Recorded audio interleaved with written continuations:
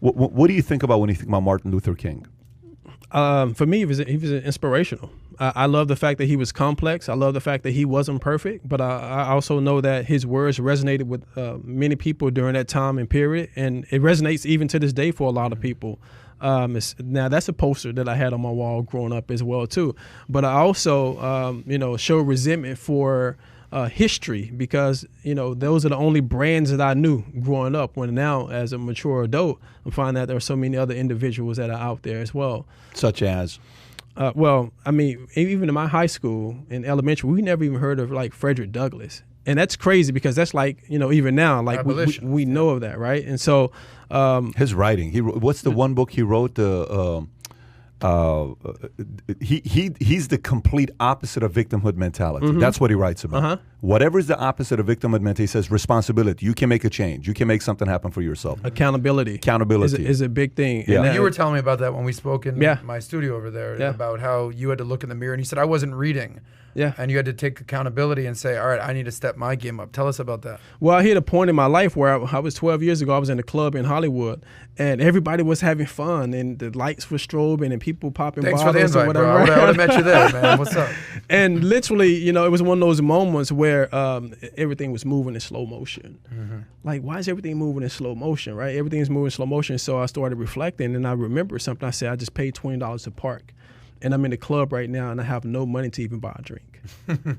And, my wife is at home, and like, what am I? I'm a grown, 30-something-year-old guy. Why am I in the club right now? What is my life worth? Like, what is my legacy going to be? Which is why I say today, the two top things that are most important to me right now is, what are my 3 sons and my wife are going to say about me when it's all said and done at my eulogy?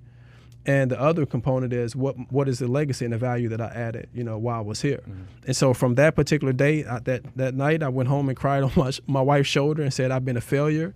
My wife slapped me and said, no, you're not. Get it together. Wow. We moved out of Hollywood area. We moved to Pasadena, California. I spent 2 years in the Pasadena Public Library re-educating and reprogramming myself by myself.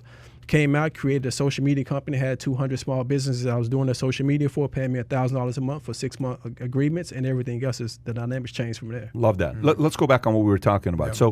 So Frederick Douglass, big inspiration. Who else? What other names?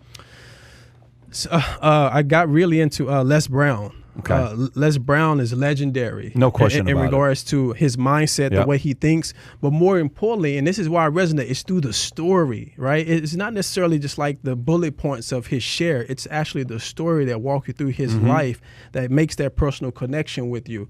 The fact that my ability to walk in the projects and speak with the kid with his pants sagging with braids, and also speak to the soccer moms, but also speak with the millionaire and billionaires, because why? I've existed in all those spaces successfully, but I'll have real experiences in those spaces. So people like that are very inspiring to me. How about Thomas Sowell? I love Thomas Sowell. I love him. I've been into him for the last 4.5 years.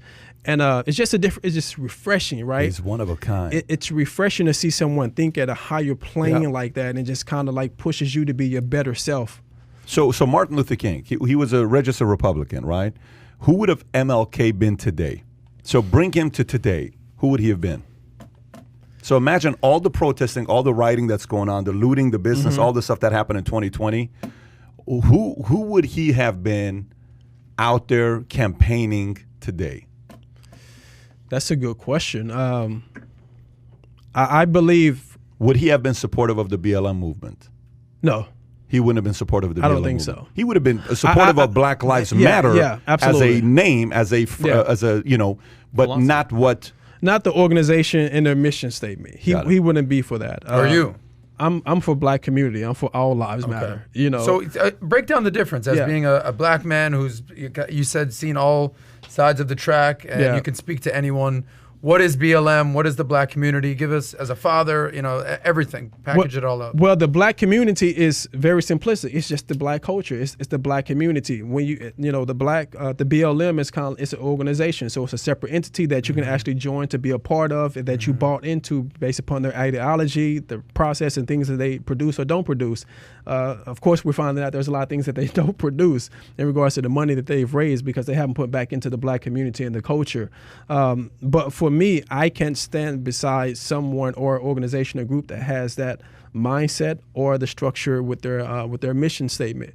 And I think it's a very divisive tool. So if you enjoyed this little short segment from the podcast that we did, here's another short segment to watch. Or if you want to see the entire podcast, click over here. Take care, everybody. Bye-bye.